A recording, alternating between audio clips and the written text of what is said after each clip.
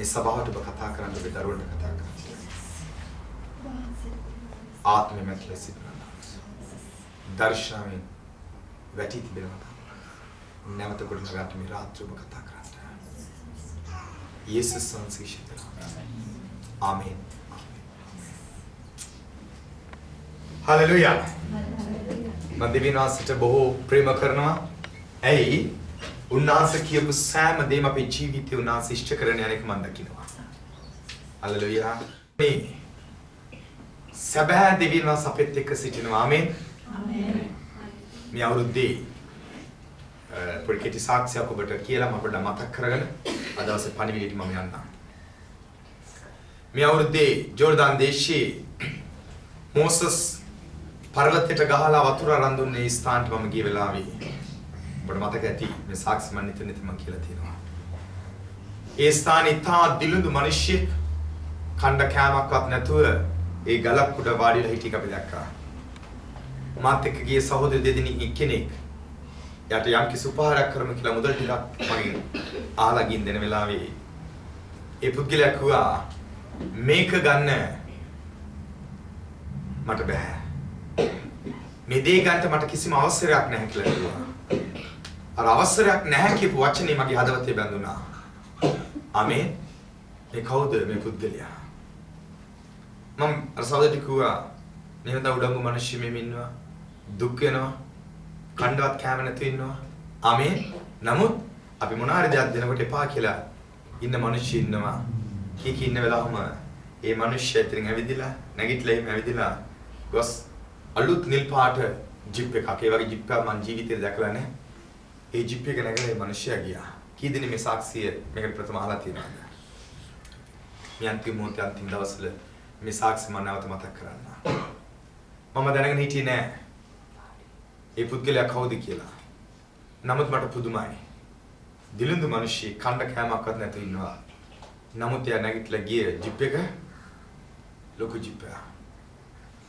ඉන්පසු දෙවිනාස මාත් වෙලා දෙනස කිව්වේ ඒ මමයි.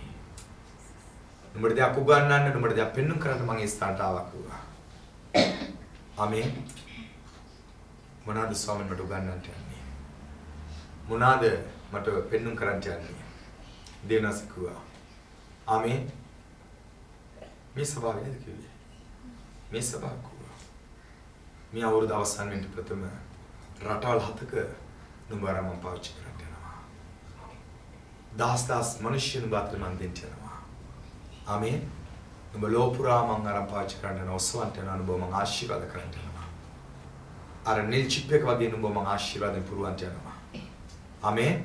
නමුත් අර දිලිඳු මිනිස්සයා වගේ නුඹ ජීවත් වෙන්න ඕනේ කියලා දෙවනස කිව්වා. ඒක මම දැනගත්ත ඒ ශබ්දේ දෙවියන් වහන්සේගේ. ඒ වචනේ දෙවියන් වහන්සේගේ. ආමේන්. සාමාන්‍ය ගල් පාවිච්චි කළා කතා කරන දෙවියන් වහන්සේ අපේ දෙවියන් වහන්සේ.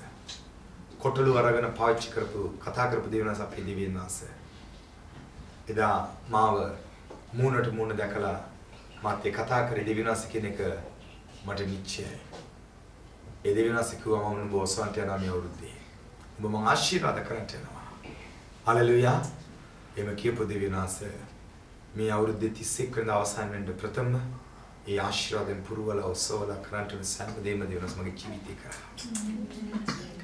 අපේ දෙවියන් වහන්සේ පොරොන්දුවේ දෙවියන් වහන්සේ. ආමේන්. අපිට පොරොන්දු වුණොත් ඒ පොරොන්දුව අනිවාර්යෙන් දෙවියන් වහන්සේ අපේ ජීවිත ඉෂ්ට කරනවා. අද දවසේ දේශනාවේ මාතෘකාව පොරොන්දුව. ආමේන්. අද දවසේ දේශනාවේ මාතෘකාව පොරොන්දුව. අපි සියලු දෙනාම දන්නවා සකයුස්ගේ කතාව. නමුත් මේ රාත්‍රියේ පොඩ්ඩක් පෙළගෙන මේ පොරොන්දුවේ දෙවියන් වහන්සේගේ ඉදිරියේ මිනිස්සෙක් ක්‍රියා කරපු විදිය ඒකට උන්වහන්සේ දුන්න උත්තරෙත් අපි පොඩ්ඩක් බලන්න යනවා. ආමේන්. ඊට පස්ව තමයි අද දවසේ පණිවිඩයට අපි යන්නේ. ඒක මගේ පණිවිඩය නෙවෙයි. අර පොරොන්දුවේ දෙවියන් වහන්සේ ගැන කතා කරන්ට මේ කාරණාව පෙළගන්න. චුද්ධ ලූක් 19 වෙනි පරිච්ඡේදය 1 සිට 10 දක්වා ඉතා පැහැදිලි ලස්සනට අපි කියමු. චුද්ධ ලූක් 19 1 සිට 10 දක්වා.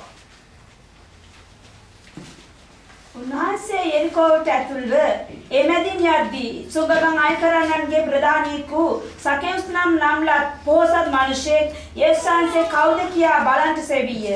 නමුත් ඔහු මිටිවැවින් සමූහයා නිසා නොහැකි විය. උන්වහන්සේ ඒ මාර්ගයේ යන්ට සිටි බැවින් ඔහු පෙරටුව දිව ගොස් උන්වහන්සේ දකින පිණිස අත්තිකා ගාකට නැගුණේය.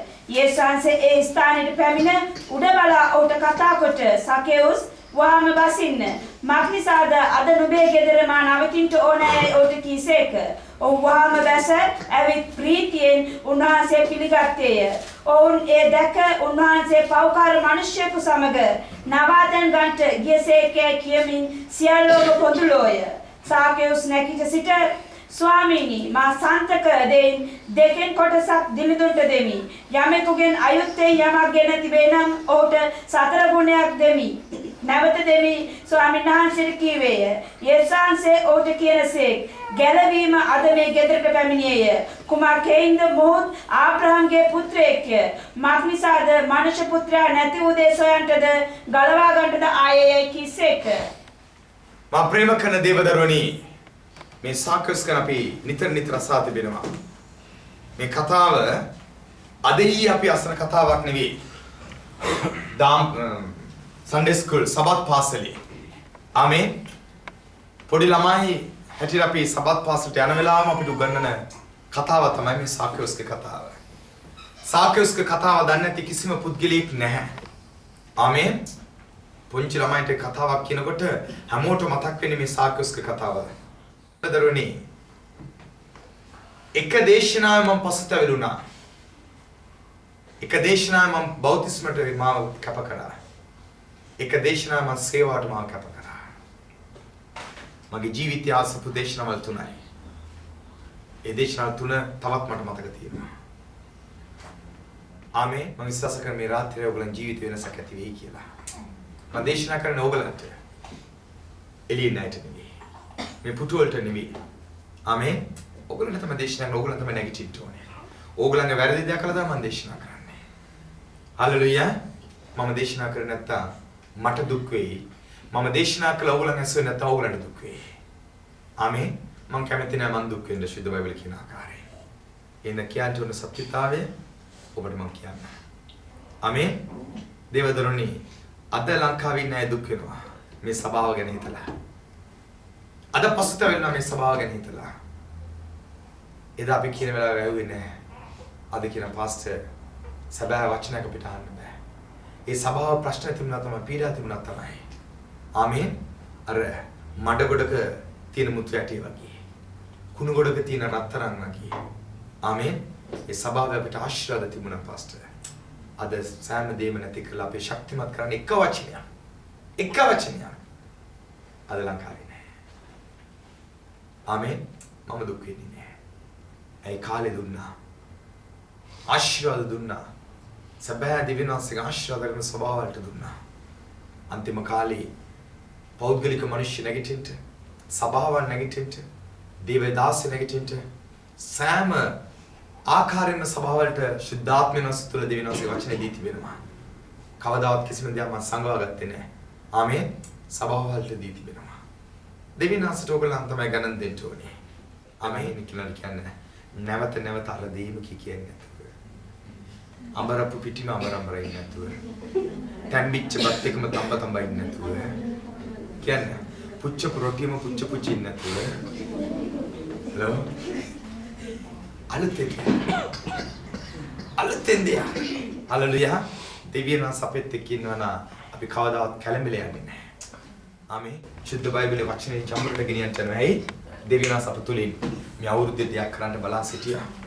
ඒක අද හිට කරලා අවසන් කරන්න ඕනේ. ඒකයි දෙවියන් වහන්සේගේ බලාපොරොත්තුව. හලෙලූයා. හරි අපි බෑ කිව්වොත් මම එකපාරක් කිව්වා ප්‍රශ්නයක් කියලා මම ආයෙ සයිප්‍රස් ඉන්නේ නැහැ කියලා. ඒක දැන් මට පුරුදු වෙලා ගියා. දැන් මොනවා හරි ප්‍රශ්නයක් ආවොත් මම ඉන්නේ නැහැ සයිප්‍රස්. එකපාරක් හොද. ඒක පුරුද්දට වෙනවා. ආමේන්. මම සභාවට ඉන්නේ නැහැ කිව්වොත් ඒක පුරුද්දට වෙනවා.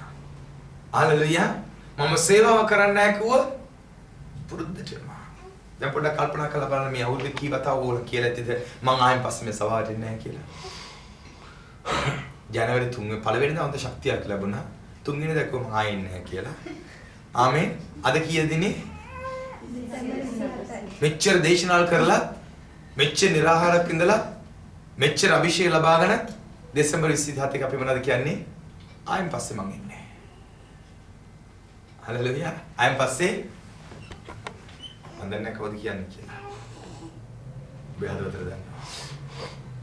ඇයි අපි දවසක් පුරුදු වුණොත් ඒක පුරුද්දටම යනවා. පේතෘස් පළවෙනි පුද්ගලයා ගාව කිව්වා යේසුස් වහන්සේ මම දන්නේ නැහැ කියලා. දෙවෙනි කෙනා ගාව ඒකමයි කිව්වේ. තුන්වෙනි කෙනා ගාව ඒකමයි කිව්වේ. ඒක අපිට පුරුද්දට යනවා. ඔබ හොඳ දේ කරලා බලන්න. ඒක පුරුද්දට යනවා. හොඳ දේ කතා කරලා බලන්න. ඒක ඔබට පුරුද්දක් වෙනවා. කවදාවත් දෙවියන් වහන්සේ බෑ නැහැ කියලා කියනවාද? එදා ඉඳලා බෑ නැහැ තමයි. පුළුවන් කියලා බලන්න.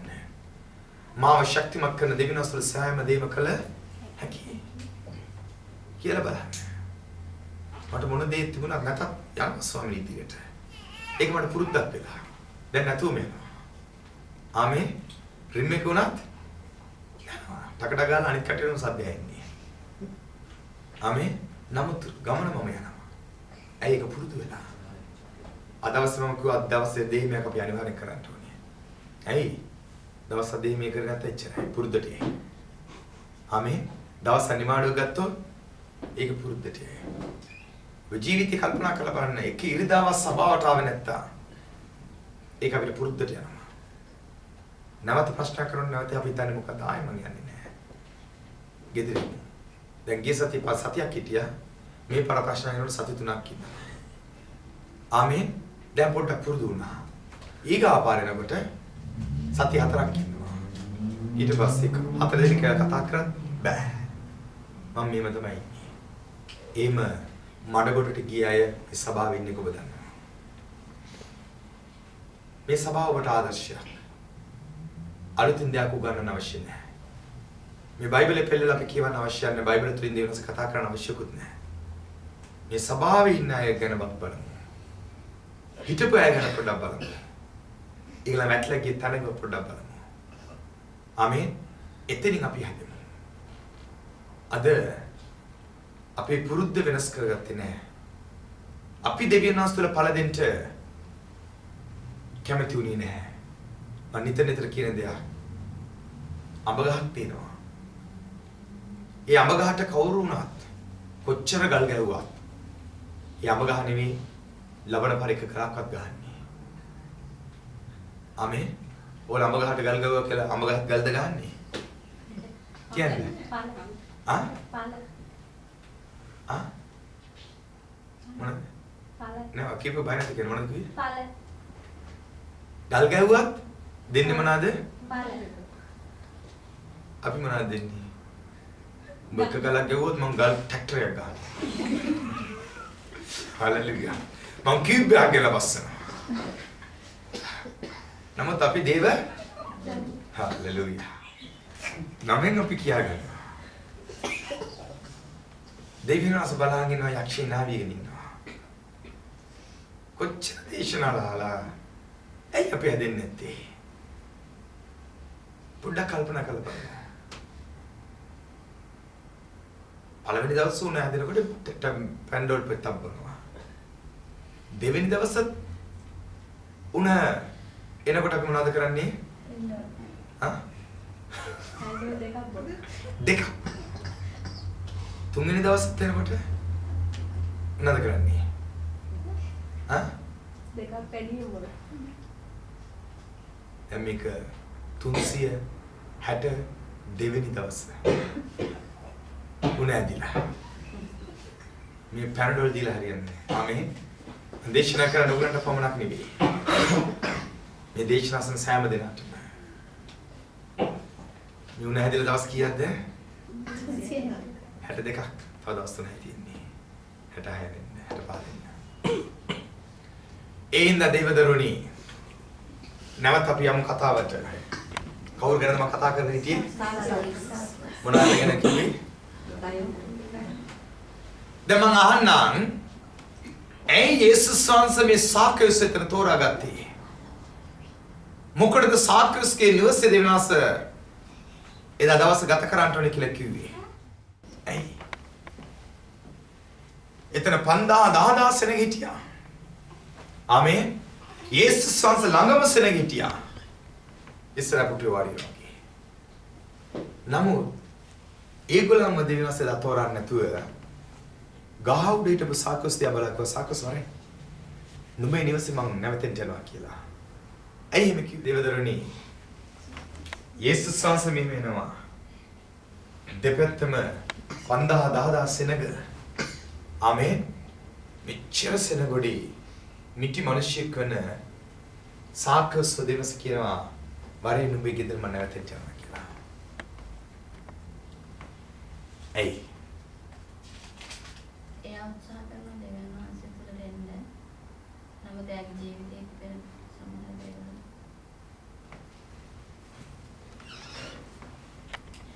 සාකේයුස් මිටි සෙනග ගොඩේ යේසුස් වහන්සේ පේන්නේ නැහැ. ඒ නිසා ගහේ නැග්ගා. මේ කතාවල් ඇත්ත කතාවක් නෙවෙයි. ආමේන්. ඒක මෝඩ මිනිස්සු කියපු මෝඩ කතාවක්. ශුද්ධ බයිබලයේ මගේ බයිබලයේම කියලා නැහැ. ඔයගොල්ලෝ බයිබලෙම තියෙන්නේ. තුන්වෙනි හතරවෙනි වචනය. යේසුස් වහන්සේ කවුද කියා බලන්න සෙවිය. නමුත් ඔහු මිටිබැවින් සමූහයා නිසා නොහැකි විය. උන්වහන්සේ ඒ මාර්ගයේ යන්ට සිටි බැවින් ඔහු පෙරටුව දුව ගොස් උන්වහන්සේ දකින්න පිණිස අත්තිකාගාකට නැගුණේය. කොහොමද එයා දුවගෙන ගියේ? කොහොමද දුවගෙන ගියේ? පළවෙනි කාරණාව දෙවියන් වහන්සේ ඔහු තෝරා ගන්න හේතුව ඔහු පෙරටුවේ දුවන මිනිහෙක්. පෙරටුව දුවගෙන ගිහලා හිටියා. පෙරටුව කියන්නේ මොකක්ද පොඩ්ඩක් මට තේරුම් කරන්නකෝ.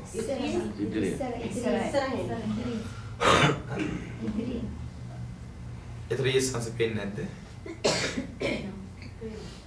පෙන්නේ නැද්ද? එන මොකද යගයි නැහැ. හා? කියන්නේ මොකක්ද කියන්නේ? මාදියා බලන්න ඕනේ. නෑ ඇක්ටර් දුවගෙන ගියා. ඉතින් ආමේන්. ඉස්සර වෙලා දුවගෙන ගියා. යේසුස් වහන්සේ එන්න කලින් මියා මොනවද කරන්නේ? දේවදරුවනි මේ සාකේයුස්ගේ ජීවිතේ හොඳ අත්දැකීම ඒ මිනිස්සයා පෙරට දුවගෙන යන මිනිස්සෙක්. ආමේන්. ඉදිරියෙන් දුවගෙන යනවා. යේසුස් වහන්සේ එන්ට ඉස්සර මියා දුවගෙන ගිහලා ඉවරයි. හලෝ. අද දේව සභාවට කී දෙනෙක් ඉදිරියෙන් දුවගෙන යනවාද? සභාව පටන් ගන්නට ඉස්සර මම යනවා සභාවට. මම ගිහලා වාඩි වෙලා යාත්නා කරගෙන ඉන්නවා. කී දෙනෙක් එහෙම කරනවා? නැත්තම් එක්කලා මාට යාත්නා 12ට අර නමස්කාර කරගෙන 12 කාලට මෙයා සංසිඳ. අපි යමු 12 මාට. කවුරු ගෙනින්ද සභාවට එන්නේ? කවුරු ගෙනින්ද සභාවට එන්නේ?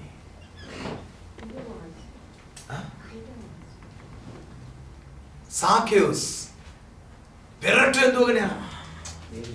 යේසුස් වහන්සේ ස්ථානට එන්න කලින් ඉදිරියෙන් දුවගෙන යනවා.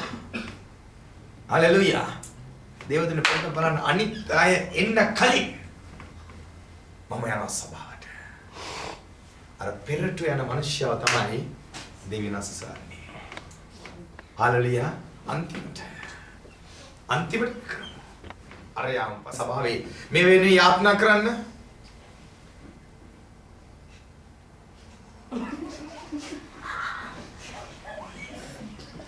කවුරු හරි කරපුවා. කවුරුද කරපුවා? කවුරු වෙනද අපි යාත්‍රා කරන්නේ? විනාඩි 5ක් යනවා යාත්‍රා කරන්නේ. දිවිනාසෙයිද? දිවිනාසෙයිද? දේවදරුවනේ මේ සාකස් මොනවාද කරේ? පෙරට දුවගෙන ගියා. දිවිනාස කවුද කියලා බලන්න. හලෙලුයා. අර පිපාස අනිත් අය ඇවිල්ලා හිටියා. 5000ක් හිටියා. ආමේන්. මේ 5000 මොකටද ආවේ? හලෝ. 5000 මොකටද ආවේ? ආ? ඒ 5000 ආවා.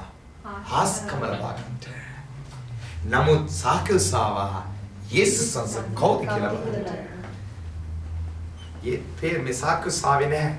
හාස්කමක් ලබා ගන්නට. එයාවෙම